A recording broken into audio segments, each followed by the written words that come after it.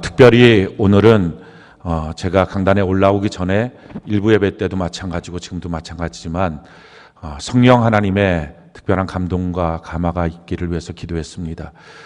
성령 하나님의 역사는 우리가 쉬운 말로 한마디로 말하면 연결시켜 주시는 역사입니다. 하나님과 우리를 연결시켜 주시고 또 교회와 우리를 연결시키고 말씀과 또 우리를 연결시켜 주시고 또 사람끼리의 관계 속에서도 연결시켜 주시는 것, 이것이 성령 하나님의 역사입니다. 그래서 저는 성령 하나님을 이렇게 좀 비유하고 싶은데 좋은 어머니 같다 하는 생각을 합니다. 아버지로부터 자녀가 책망을 받았습니다. 그러면 이렇게 자녀의 마음속에 아버지의 말이 옳다는 건 알지만 마음이 좀 힘들죠. 아버지를 다시 보는 것이 어렵습니다. 그렇게 뭔가 자기도 모르는 벽이 생겨가고 있을 때 그때 좋은 어머니가 그 자녀를 불러다가 얘기를 합니다. 이것이 아버지의 사랑이라는 것을 잘 설명하고 설득해서 전보다도 더 친밀하게 아버지께 나아갈 수 있도록 만들어주게 되죠. 동일합니다. 성령의 역사는 이런 역사입니다. 오늘 그와 같은 일들이 있기를 바랍니다. 성령 하나님이 소멸하면 하나님의 말씀을 아는 만큼 정죄감이 느껴집니다. 그래서 눌리는 거예요, 마음이. 그래서 힘이 드는 거예요.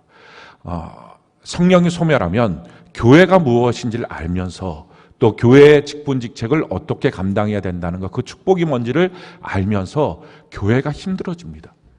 성령이 소멸하면 예수 그리스도의 사랑이 무엇인지 알면서도 예수님을 따라가는 삶이 다 어렵고 힘들다고 여겨집니다. 이게 성령이 소멸한 것입니다. 그래서 하나님이 계신다는 걸 알면서도 하나님을 떠나게 됩니다. 하나님이 계신다는 걸 알면서도 교회를 향하여 등을 지게 됩니다. 봉사하는 일들, 삶의 일들에서 다른 궤도로 따르게 됩니다. 근데 성령 하나님이 함께 하시면 내 마음속에 여러 가지 어렵고 힘든 문제가 있어도 다시 성령 하나님의 힘으로 말미암아 예수께 달려갈 수 있습니다. 오늘 특별히 제가 이렇게 기도하게 된 이유는 오늘 말씀의 내용이 우리에게 그다지 위로의 말씀이나 또는 어떤 사랑에 대한 내용이 아닐 내용입니다. 그럼에도 불구하고 성령 하나님이 우리 가운데 역사하시고 함께 하시면 이게 정말 하나님이 날 향한 부르심이고 사랑이구나, 이렇게 살아야 되겠구나 하는 것을 아마 우리가 깨닫게 될 것입니다. 그래서 저도 그렇고 여러분도 그렇고 성령 하나님의 풍성한 감동과 감화가 있기를 바랍니다. 우리가 약해도 쓰임받을 수 있습니다. 시리즈로 같이 말씀의 은혜를 나누고 있습니다. 약해도 쓰임받을 수 있다. 하나님은 약한 자를 쓰십니다. 하나님은 강한 자를 쓰지 않습니다. 그래서 우리가 항상 내가 약한 자의 모습으로 있는지 이걸 우리가 한번 확인해 봐야 합니다.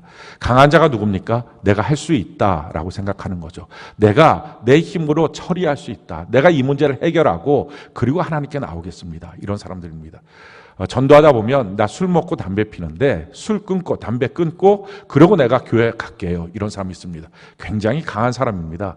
근데 술 먹고 담배 펴도 나는 어차피 이거 해결 못하고 주님이 해결할 수 있습니다 하고 그냥 하나님 앞에 전적으로 무릎 꿇고 주님을 신뢰하는 사람, 이 사람이 약한 사람이에요. 자기가 할 수 있다. 자기가 이 문제 처리할 수 있다. 주님이 조금만 도와주시면 됩니다. 이렇게 생각하는 사람, 이런 사람들에게는 하나님이 함께 할 수 없습니다. 근데 내가 죄인입니다. 나 할 수 없습니다. 난 아무것도 안 됩니다. 이렇게 생각하고 전적으로 주님 앞에 무릎 꿇을 수 있는 사람, 그냥 주님이 도와주는 게 아니라 주님이 나와 함께 하셔야 됩니다. 이렇게 고백하는 사람, 그 사람에게 하나님이 함께 하십니다. 우리가 강한 자가 아니라 평생에 약하다는 사실을 깨닫게 되는 은혜가 있기를 바랍니다. 한 사람의 인생 속에서도 마찬가지입니다. 강한 자 안 쓰고 약한 자를 쓰는 것처럼 한 사람의 인생 속에서도 자기가 강하다고 여길 때는 하나님이 그를 쓰지 않습니다. 근데 자기가 약하다라고 여길 때 하나님이 그를 쓰시게 됩니다. 모세라고 하는 사람을 보면 40세가 됐을 때 그가 자기 민족을 해방시키기 위해서 하나님이 자기 민족을 자기를 통해서 해방시키겠지 하는 마음을 갖고 민족을 돌아보러 나갔던 기사가 있습니다. 그것이 사도행전 7장 22절 25절인데요. 우리 같이 한번 한 목소리 한번 읽어볼까요? 자, 시작. 모세가 애굽 사람의 모든 지혜를 배워 그의 말과 하는 일들이 능하더라. 나이가 40이 되매 그 형제 이스라엘 자손을 돌볼 생각이 나더니 한 사람이 원통한 일 당함을 보고 보호하여 압제받는 자를 위하여 원수를 갚아 애굽 사람을 쳐 죽이니라. 그는 그의 형제들이 하나님께 여호와께서 자기의 손을 통하여 구원해 주시는 것을 깨달으리라고 생각하였으나 그들이 깨닫지 못하였더라. 지금 이 모세가 40세가 됐을 때의 특징을 말하는데 모든 지혜를 배워서 말과 하는 일이 능했던 사람입니다. 그리고 자기가 얼마나 힘이 세고 잘할 수 있었으면 또 민족을 이끌 수 있는 열정도 있고 지혜도 있고 능력도 있었으면 자기 민족을 괴롭히는 애굽 사람 하나를 붙잡아가 때렸는데 죽일 만큼 때릴 수 있었던 능력의 사람입니다. 근데 참 놀라운 것은 그렇게 했음에도 불구하고 이스라엘 백성들은 모세가 자기를 구원할 수 있는 하나님의 구원의 통로다, 이걸 깨닫지 못했다라고 말합니다. 사실은요, 백성이 깨닫지 못한 게 아니라 모세가 깨닫지 못한 것입니다. 우리가 흔히들 내가 내 자녀 제대로 키울 수 있어, 내가 내 사업장 제대로 일으킬 수 있어, 내가 하는 말로 내 남편 내 아내 제대로 세울 수 있어, 그렇게 하면서 기도하면서 막 선포합니다. 그런데 자기 마음대로 그렇게 자녀가 안 크고 자기 배우자가 안 바뀌고 자기 가정도 자기 사업장도 안 됩니다.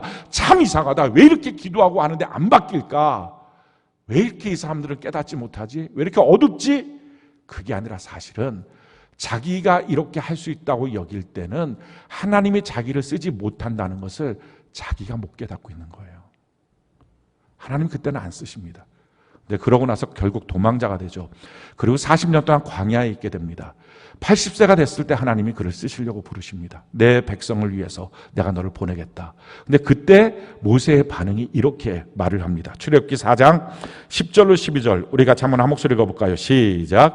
모세가 여호와께 아뢰되 오 주여 나는 본래 말을 잘하지 못하는 자니이다. 주께서 주의 종에게 명령하신 후에도 역시 그러하니 나는 입이 뻣뻣하고 혀가 둔한 자니이다.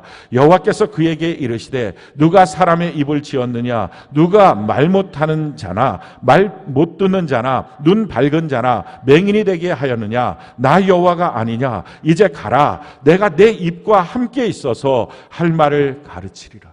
지금 모세가 이렇게 말하죠. 나는 본래부터 말을 못하는 사람입니다. 나는 본래 안 되는 사람이에요.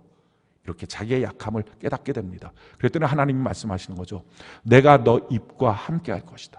그때부터 하나님이 그와 함께하는 생애를 살게 되는 것입니다.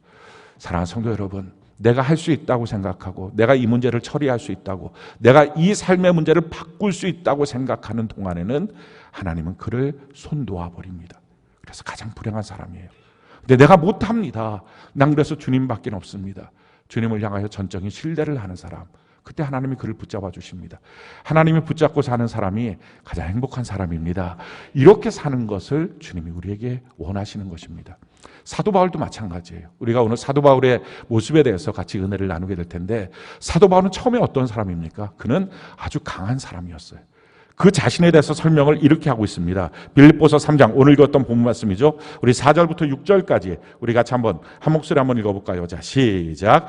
그러나 나도 육체를 신뢰할 만하며 만일 누구든지 다른 이가 육체를 신뢰할 것이 있는 줄로 생각하면 나는 더욱 그러하리니 나는 8일 만에 할례를 받고 이스라엘 족속이요 베냐민 지파요 히브리인 중에 히브리인이요 율법으로는 바리새인이요 열심으로는 교회를 박해하고 율법의 의로는 흠이 없는 자라.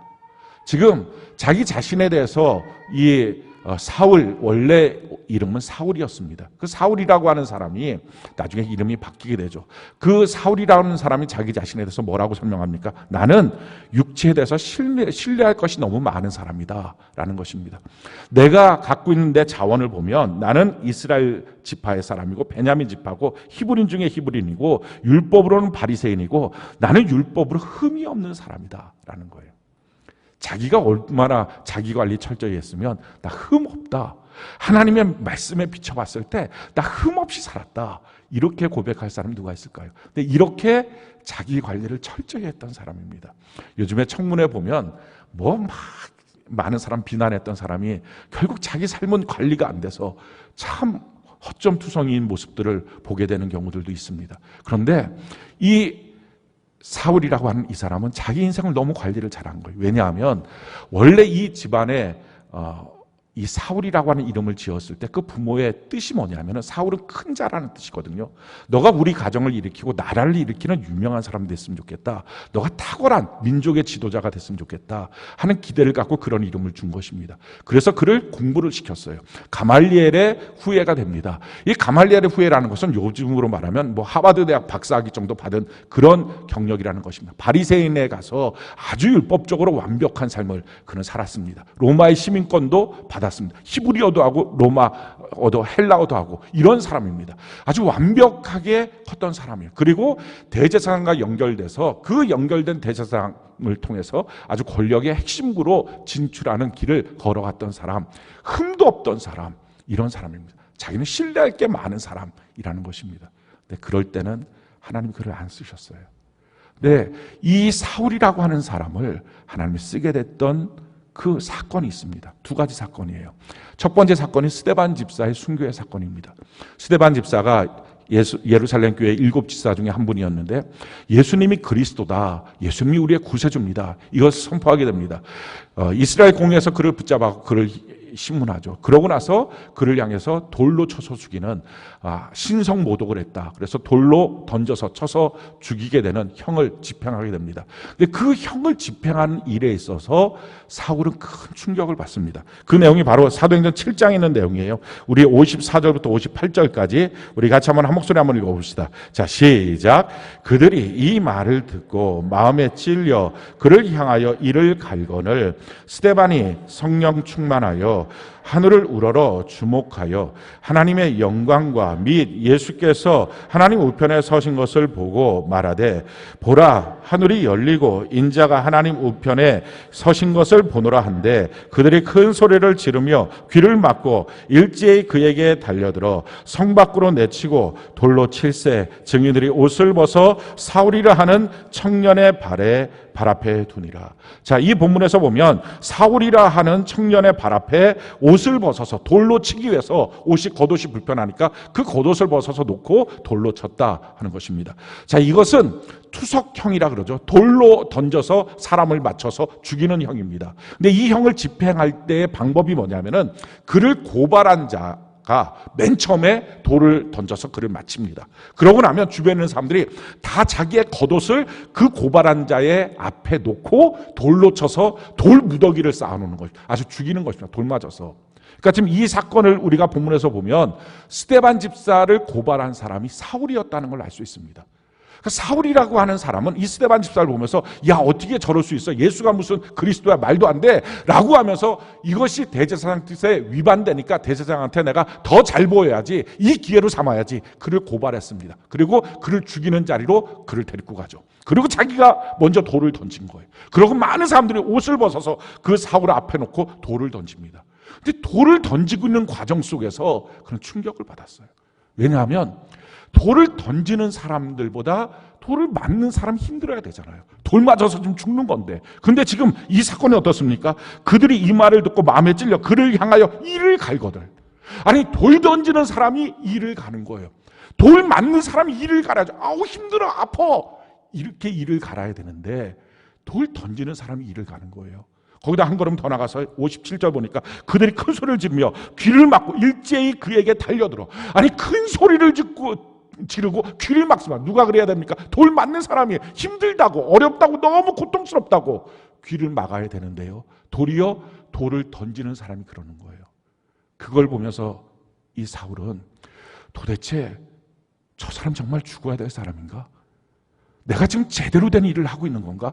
이게 지금 하나님의 뜻인가? 옳은 일인가? 아니, 어떻게 정반대 같아? 저 사람은 천사와 같은 얼굴이고 우리가 도대체 악마 같은 얼굴로 그를 죽이고 있는 이 모습은 뭘까? 내가 지금 제대로 가는 걸까? 의구심이 들었어요. 나는 성공을 위해서 이렇게 달려가는데 지금 이게 맞나? 이렇게 가는 것이 정말 하나님의 뜻인가? 대제사장 옆에서 이렇게 붙어서 출세하겠다고 달려가는 이 길이 정말 내 가정을 살리고 민족을 살리고 하나님이 원하시는 그 삶의 모습일까? 갈등이 생겼어요. 그런데도 불구하고 돌아설 수는 없었잖아요. 어디로 가겠어요? 그러니까 마음을 고쳐먹고 더 여전히 살기가 등등해서 그 길을 더 달려갑니다. 그래서 그가 선택한 것이 다메섹에 있는 그리스도인들도 다 잡아서 죽이겠다, 이 마음을 갖고 대제사장한테 공문서를 받아서 가게 되는 거죠. 그게 사도행전 9장 1절부터의 사건입니다. 사울이 주의 제자들에 대하여 여전히 위협과 살기가 등등하여, 그렇습니다. 자기 마음을 이렇게 고쳐먹은 거예요.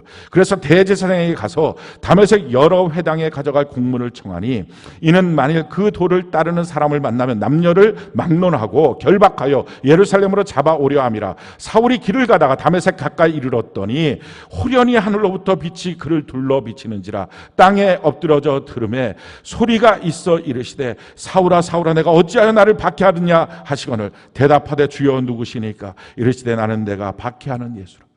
강력한 빛 때문에 그 자리에서 엎드려지고 맙니다. 사실은 이 순간 자기의 인생이 엎드려진 거예요.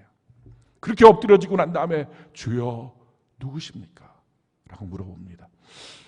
처음으로 자기 자신은 그동안 주인 돼서 살았어요. 근데 주인이 밖에 있구나. 내가 주인이 아니구나. 그래서 묻습니다. 주여 당신이 누굽니까? 그때 예수님 말씀하십니다. 너가 왜 나를 박해하니? 나는 너가 박해하는 예수다. 그때 두 가지 사실을 깨닫게 되죠. 예수님, 사울은 한 번도 예수님을 향해서 박해해 본 적이 없어요. 욕을 하거나 침뱉거나 때려본 적도 없는 겁니다. 단지 예수 믿는 교회를 향해서 박해할 뿐이에요. 근데 그때 깨달은 거예요. 예수님과 교회가 한 몸이구나. 내가 교회 앞에 행하는 것이 곧 예수님을 향한 것이구나 하는 걸 한 거예요. 그래서 사도 바울이 고백하죠. 예수님은 머리, 교회는 그의 몸. 사랑하는 성도 여러분, 여러분들이 교회를 향하여 쉽게 함부로 행동하고 말합니까? 그게 예수님을 향한 말이에요. 또 한 가지 사실을 깨닫게 됩니다. 지금 자기가 알고 있는 지식으로 세상에 성공하는 그 길을 위해서 이것이 잘하는 길이라고 생각하고 달려가는 그 일이 하나님을 향하여 대적하는 일일 수도 있다. 이걸 깨달았어요. 자기 딴에 너무 맞는 일인데, 너무 옳은 일인데 이게 하나님을 향하여 대적하는 일일 수 있다. 그걸 깨달은 거예요. 그리고 완전히 바뀌어진 거예요. 사도 바울의 이 변화, 그건 세계사의 변화였어요. 사도 바울의 이 변화는요, 기독교 역사의 변화였어요. 사랑하는 성도 여러분, 우리가 제대로 예수 믿겠다고 변화되면 우리 가정이 바뀌어지게 될 줄로 믿습니다. 이 나라 이민족이 바뀌어지게 될 줄로 믿습니다. 우리가 제대로 예수 믿겠다고 바뀌어지면 변화가 되는 거예요. 그 당시 예수 믿는 사람들이 사도 바울 시대에 한 50만 명 정도 됐다고 성경학자들이 말합니다. 그 50만 명들 대다수가 사도 바울에 의해서 전도된 사람입니다. 소아시아와 유럽에 있는 교회 대다수가 사도 바울과 그의 제자들에 의해서 설립된 교회들입니다. 신약성경 27권 중에 13권이 그의 편지가 성경이 되었습니다. 기독교의 역사를 그는 바꿨어요. 그가 예수님을 만나고 난 다음에 너무 큰 충격의 말씀을 들었습니다. 그 뭐라고 들었느냐? 사도행전 9장 15절 말씀입니다. 같이 한 목소리 한번 읽어볼까요? 자, 시작. 주께서 이르시되 가라. 이 사람은 내 이름을 이방인과 임금들과 이스라엘 자손들에게 전하기 위하여 택한 나의 그릇이라. 사도 바울이 강력한 빛 때문에 눈이 멀었습니다. 가고서 사람 손에 이끌려서 더듬더듬 들어와서 다메섹에서 기도하고 있습니다. 그럴 때 예수님의 종이었던 아나니아라고 하는 사람이 와서 그의 머리에 손을 얹고 안수하며 기도합니다. 눈에서 비늘 같은 것이 벗겨집니다. 그냥 육신의 조건만 바라봤던 그가 그 눈이 벗겨지면서 영적인 눈이 띄어집니다. 그럴 때 아나니아를 통해서 하나님이 너에게 주시는 예언의 말씀이라고 전해준 말씀이 이 말씀입니다. 너는 예수님이 택하신 그릇이야. 이렇게 말씀했어요. 사도 바울은 그동안 몰랐어요. 그는 그릇으로 비유된다면, 나랑 인생 그릇이라면 자기는 어쩌면 자기 인생을 큰 그릇 만들려고 애썼던 사람이에요. 대제사장 옆에 올라가서 성공하고 출세하는 거, 이게 큰 그릇 최고지 라고 생각했어요. 근데 그릇은요, 사실은 그 그릇이 금 그릇이냐 은 그릇이냐보다 더 중요한 것은 그 그릇 안에 담겨있는 내용물이 뭐냐, 이게 중요한 거예요. 사도 바울이 왜 자기의 인생이 잘못 가고 있는지 알았던 거예요. 금그릇 떼려고 달려갔던 인생이지만 자기 안에 담겨있는 내용물, 자기 마음 안에 있는 것은 미움, 분노, 살인, 질투, 시기, 온갖 악한 더러운 배설물들, 이런 것들이 그대로 있다는 것을 그는 발견했어요. 내 인생 잘못 살았구나. 처음부터 잘못 간 거구나. 그리고 자기 인생을 새롭게 그가 결정을 합니다. 그가 새롭게 결정한 자기의 인생이 바로 예수 그리스도의 종으로 사는 거였어요. 그는 그래서 서신저마다 자기 자신에 대한 정체성을 말합니다. 난 예수 그리스도의 종입니다 라고 말해요. 로마서 1장 1절 우리 같이 한번 한 목소리 읽어볼까요? 시작. 예수 그리스도의 종 바울은 사도로 부르심을 받아 하나님의 복음을 위하여 택정함을 입었으니. 그렇습니다. 여기서 예수 그리스도의 종이라고 하는 것은 둘로스입니다. 종은 종에도 신분들이 있습니다. 근데 가장 맨 밑에 있는 층의 종이 바로 이 둘로스인 거예요. 여자는 둘레라고 말하는 거죠. 이 둘로스의 신분은 어느 정도의 신분이냐면 자기의 인격의 결정권이 아무것도 없습니다. 그 당시 로마의 귀족들은 큰 자기 저택을 갖고 있었는데 그 저택에 큰 마당이 있고 그 마당 안에는 연못이 있었습니다. 로마의 귀족들이 가장 좋아했던 음식이 뱀장어 요리였는데 그 연못에다가 뱀장어를 그냥 양식하고 키우는 겁니다. 근데 이 뱀장어를 가장 살찌게 만드는 것이 사람 고기라고 합니다. 그러니까 이 주인이 다니다가 뚫레를 보면 저놈 갖다가 저기다 집어넣어. 그럼 그 자리에서 잡아갖고 토막을 칩니다. 그리고 그 연못에다 집어넣습니다. 그럼 우글우글 그 뱀장어들이 달라붙어서 뼈까지 싹 갉아먹습니다. 그러고 난 다음에 그 뱀장어를 그 저녁에 잡아서 주인상에 올려놓습니다. 이게 둘로스예요. 그러니 이 둘로스는요 자기의 계획이 없는 거예요.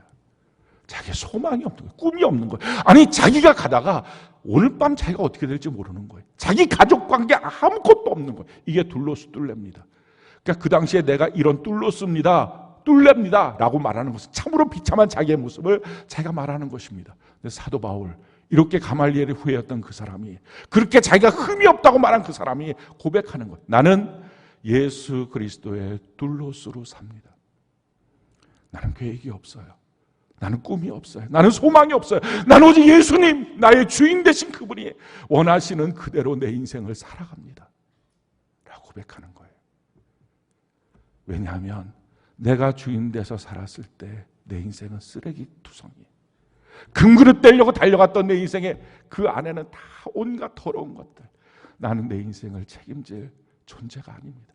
나는 내 인생을 설계하고 나갈 수 있는 내가 선하고 좋은 일이라고 생각하는 것들조차도 이렇게 더럽고 추악하고 하나님을 향하여 반역하는 것인데 나는 내 인생을 살아갈 자격이 없습니다. 난 이제 예수님의 종으로만 주인 되신 그분의 뜻대로만 살겠습니다. 이 결정을 해요. 그러고 나서 마지막 순교하기 직전에 그 자기의 인생을 돌아보면서 이렇게 자기 인생에 대해서 고백을 합니다. 디모데후서 4장 6절로 8절 우리 같이 한번 한 목소리 한번 읽어볼까요? 자 시작. 전제와 같이 내가 벌써 부어지고 나의 떠날 시각이 가까웠도다. 나는 선한 싸움을 싸우고 나의 달려갈 길을 마치고 믿음을 지켰으니 이제 후로는 나를 위하여 의의 면류관이 예비되었으므로 주 곧 의로신 재판장이 그날에 내게 주실 것이며 내게만 아니라 주의 나타나심을 사모하는 모든 자에게도니라. 그가 마지막 죽게 될 때 목배임을 당하고 순교하게 되는 자기 피를 쏟는 그 사건에 이렇게 비유를 합니다. 전제와 같이 내가 부음이 될 것이다. 이 전제는 포도주 제사입니다. 그러니 자기 자신의 삶에 대해서 뭐라고 말하는 나는 향기로운 제물처럼 주님 앞에 살았습니다. 그러면서 말하는 거예요. 나는 선한 싸움 싸우고 달려갈 길을 마치고 믿음을 지켰습니다. 그래서 의의 재판장 되시는 예수님께서 나에게 의의 면류관을 씌워주실 것입니다. 의가 뭡니까? 옳다는 거죠. 그래 너의 삶이 지금 그게 옳은 거야. 전에 너가 살았던 삶은 틀린 거고 지금 그 삶이 옳은 거야. 제가 그렇게 인생을 살았다는 거예요. 사랑하는 성도 여러분, 누가 이 나라를 망칩니까? 누가 우리의 가정들을 망칩니까? 누가 우리 교회 공동체를 망치고 이 사회를 망칩니까? 예수 믿지 않는 사람, 하나님 안 믿는 사람, 또 한 가지 하나님을 믿되 잘못 믿는 사람, 그 사람들이 다 망쳐놓는 거예요. 가만히 생각해 보십시오. 우리 가정에 있는 모든 문제 누가 만들어내요? 하나님을 모르고 지 마음대로 살고 하나님을 믿는다고 하면서도 잘못 믿고 제대로 믿지 않는 사람, 그 사람들이 다 망쳐놓는 거예요. 누가 교회를 망치고요? 오늘 한국교회를 누가 망칩니까? 이 나라의 민족을 누가 망칩니까? 하나님을 모르고 지 마음대로 살고 거기다 또 한 가지 하나님을 믿노라고 하면서도 제대로 안 믿고 지 마음대로 믿는 사람, 그들이 다 망쳐놓는 거예요. 여러분, 예수를 믿는다는 것이 뭡니까? 성경은 예수 믿는 것을 이렇게 우리에게 말씀합니다. 고린도서 5장 15절 우리가 한번 한 목소리 읽어볼까요? 시작. 그가 모든 사람을 대신하여 죽으심은 살아있는 자들로 하여금 다시는 그들 자신을 위하여 살지 않고 오직 그들을 대신하여 죽었다가 다시 살아나시는 이를 위하여 살게 하려 합니다. 여러분, 예수 믿는다는 것은요, 더 이상 자기 자신을 위해서 사는 것이 아니라는 거예요. 나를 위하여 죽으신 예수님을 위하여 사는 삶입니다. 예수 믿는 것은 극히 개인적인 사건으로부터 예수 믿습니다. 내가 개인적으로 예수 그리스도를 나의 개인의 구세주와 주님으로 믿고 고백함으로 예수 믿는 삶이 시작합니다. 그런데 그 시작과 동시에 바로 이어지는 게 뭐예요? 그의 모든 관심은 자기에게 있는 게 아니에요. 공동체에 있어요. 하나님의 나라에 있어요. 그게 예수 믿는 거예요. 근데 예수 믿으면서도 여전히 자기에게 관심이 있어요. 자기 복, 자기 것, 자기의 어떤 행복, 자기의 어떤 좋은 것들, 자기의 부요, 자기의 건강. 이기적 그리스도인, 처음부터 예수 잘못 믿은 것입니다. 그렇게 예수 믿는 건 없는 거예요. 동그란 네모라는 말처럼, 각이진 동그라미라는 말처럼 말이 안 되는 것입니다. 자기를 위해서 사는 게 아닌데 어떻게 예수 믿으면서도 자기가 잘 되기 위해서 예수 믿습니까? 자기만 바라보고 자기를 위해서 예수 믿습니까? 그럼 예수 믿는다는 게 뭐예요? 성경이 예수 믿는 걸 우리에게 이렇게 말씀하죠. 갈라디아서 2장 20절 우리 같이 한번 읽어볼까요? 시작. 내가 그리스도와 함께 십자가에 못 박혔나니 그런즉 이제는 내가 사는 것이 아니요 오직 내 안에 그리스도께서 사시는 것이라. 이제 내가 육체 가운데 사는 것은 나를 사랑하사 나를 위하여 자기 자신을 버리신 하나님의 아들을 믿는 믿음 안에서 사는 것이라. 그렇습니다. 내가 죽었다는 것입니다. 이제는 내 안에 예수님만이 살아계신다는 것입니다. 그러니 어떻게 자기만 바라봐요? 어떻게 자기를 위해서 살아요? 내가 죽었는데. 그러니 이런 사람이 어떻게 가정 안에서 문제를 일으킵니까? 가정 공동체를 먼저 보게 되죠. 교회 공동체를 먼저 보게 되죠. 대한민국의 이 공동체를 먼저 보게 되겠죠. 어떻게 자기의 이익만을 위해서, 자기가 자기만을 위해서 살아갈 수 있겠어요? 오늘날 1,000만 명이 기독교인입니다. 이럴 수는 없는 겁니다. 잘못 믿는 거예요. 오늘날 이 시기에 이 사회를 망쳐버린 자들이 누굽니까? 예수 안 믿거나 예수 믿되 잘못 믿는 사람들. 여러분, 예수 믿는다는 것은요, 내가 죽은 거예요. 그리고 예수님이 내 안에 계시는 것입니다. 그래서 나의 삶을 통해, 내 육신의 삶을 통해서 예수의 생애가 나타나는 것입니다. 예수의 생애가 재현되는 거예요. 이게 예수 믿는 거예요. 그래서 사실은 예수님의 공생애가 예수 믿는 순간부터 나의 삶을 통해서 나타나는 것입니다. 우리는 실질적으로 공생애를 사는 거예요. 우리가 잘못하면 어느 누구도 우리한테 와서 오성택 왜 저래? 한 명도 없어요.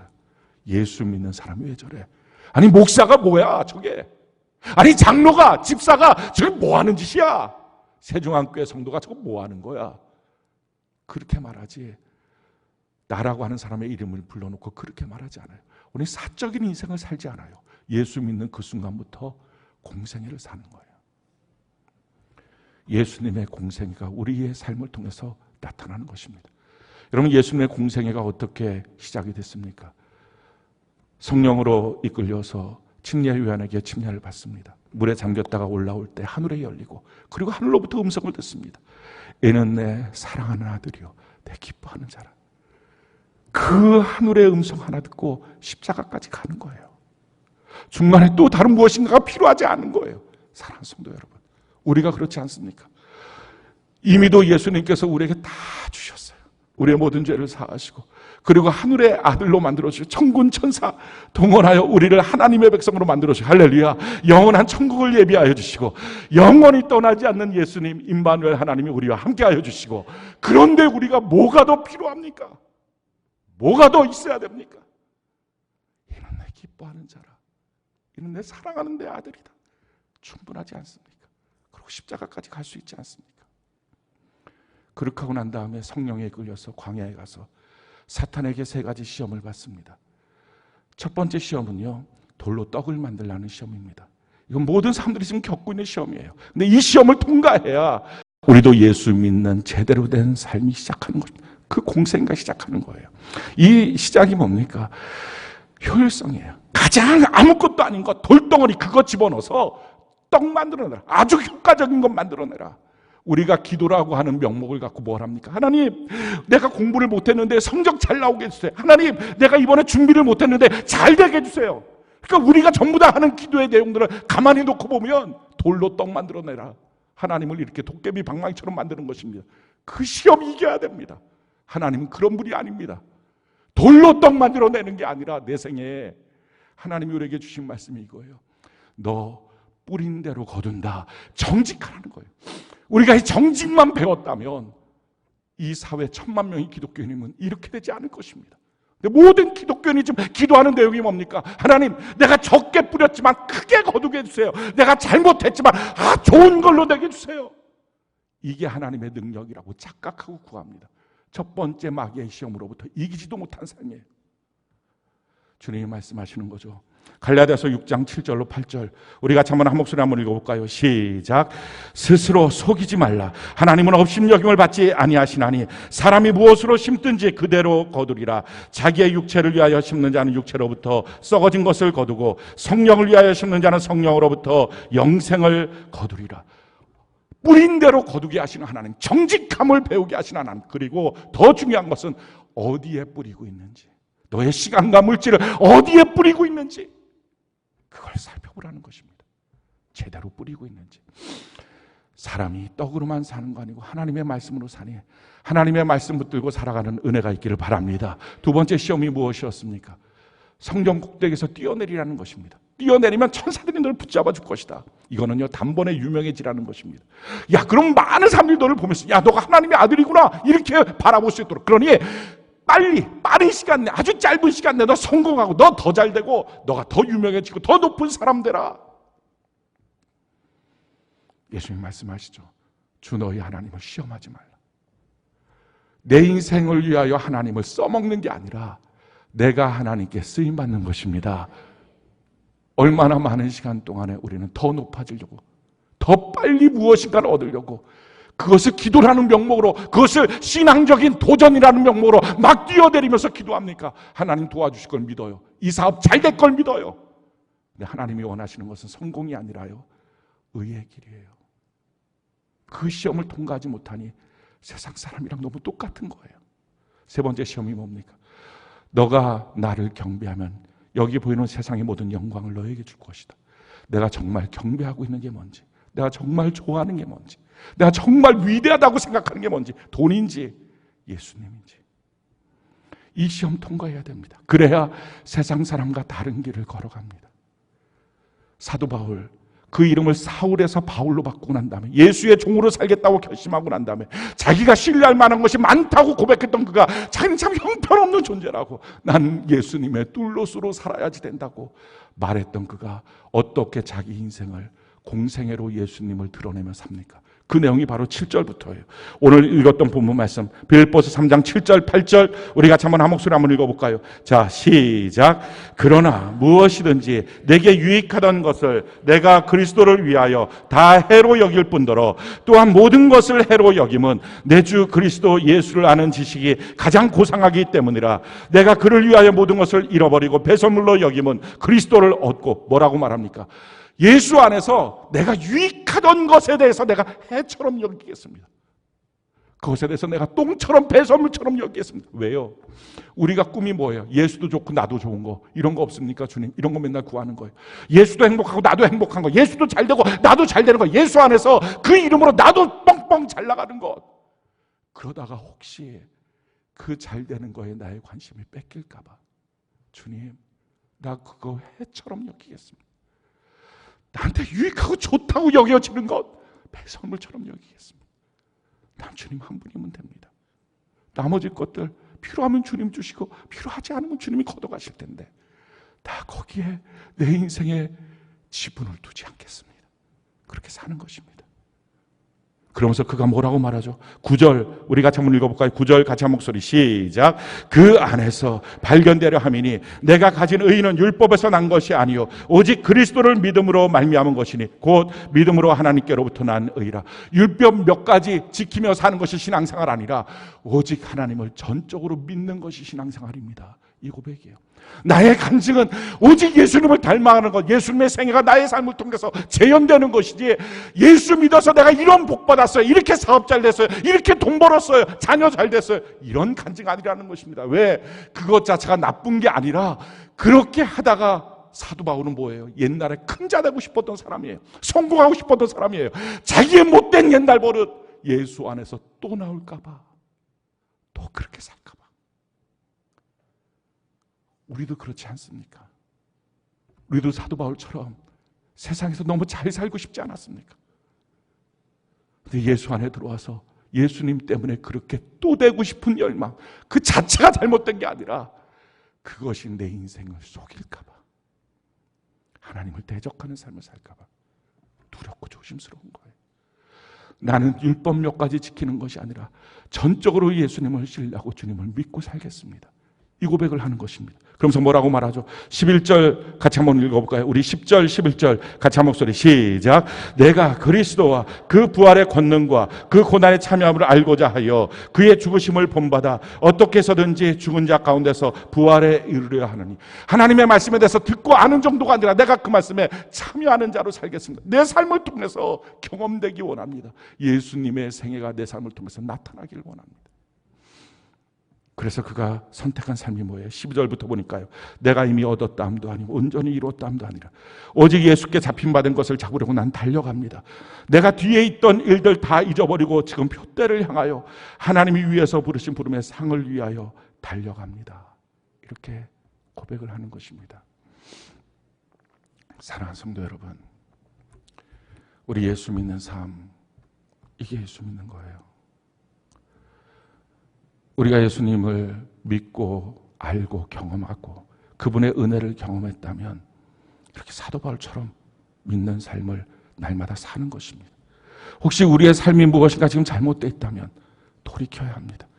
내 신앙은 이렇고 사도 바울은 참 신앙 좋은 사람이야, 그게 아니고요, 이게 기준이라는 거예요.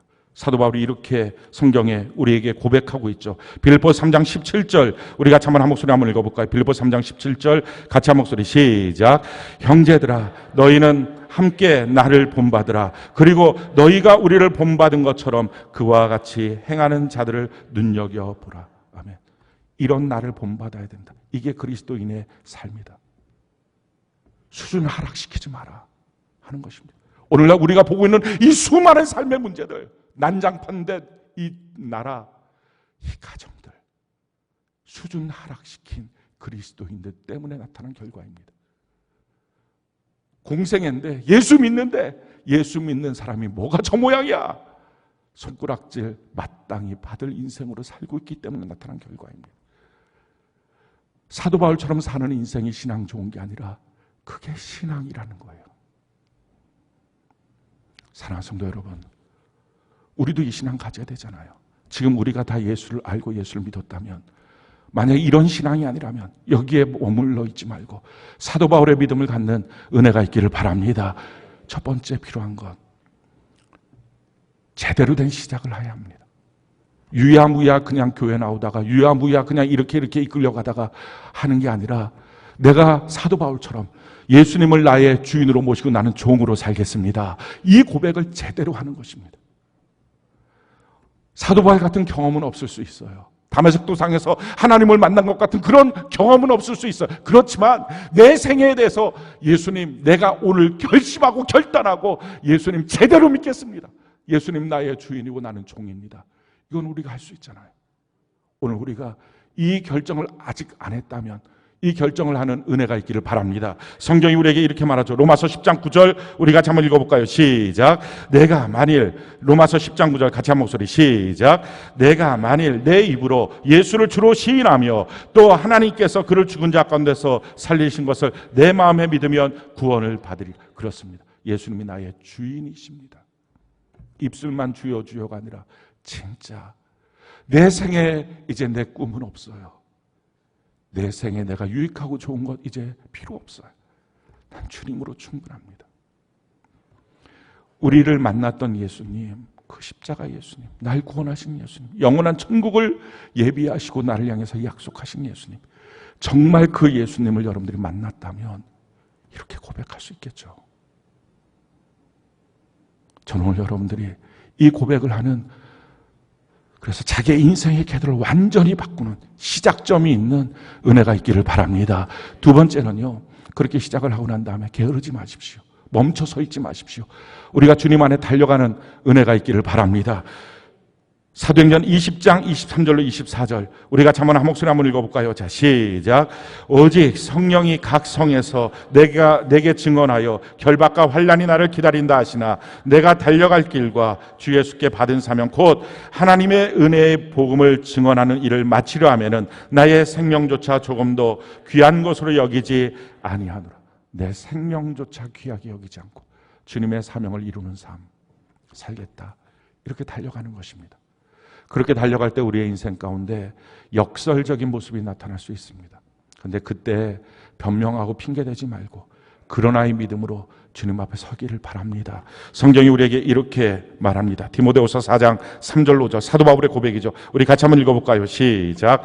때가 이르리니 사람이 바른 교훈을 받지 아니하며 귀가 가리워서 자기 살골 따를 스승을 많이 두고 또 그 귀를 진리에서 돌이켜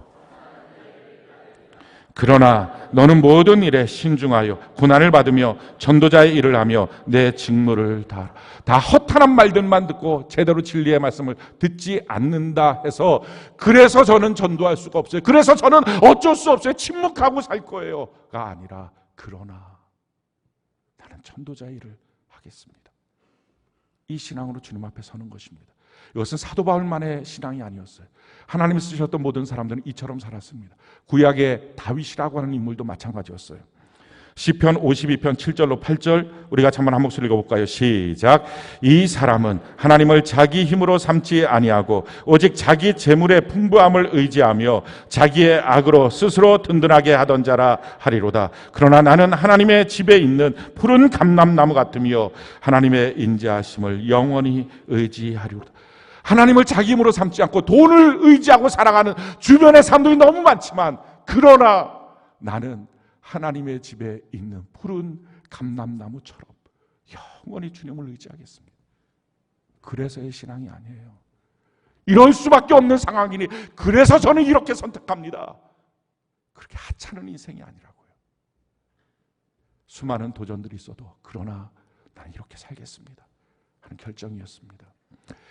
이렇게 살 수 있도록 주님은 우리에게 성령과 성경과 교회를 주셨어요. 성령으로 우리를 깨닫게 하시고 주님과 밀접하게 만들어주시고, 성경으로 가는 길을 정확히 보여주시고, 교회 공동체를 통해서 음부의 권세가 이기지 못하도록 축복의 문이 열리도록 하나님 만들어주셨어요. 우리가 그 안에 믿음으로 살아가는 은혜가 있기를 바랍니다. 하나님 안에서 순종하고 살아가는 삶의 모습, 그것이 필요합니다. 사랑하는 성도 여러분, 우리 앞으로 남겨진 생애가 얼마큼 될까요? 어떤 사람은 1년, 어떤 사람은 5년, 10년, 20년, 50년 그럴 겁니다. 어떻게 사시겠습니까? 무엇으로 내 인생의 특징을 삼겠습니까? 또 성공, 또 잘 나가는 것, 내 자존심, 알량한 자기의 인생의 모습.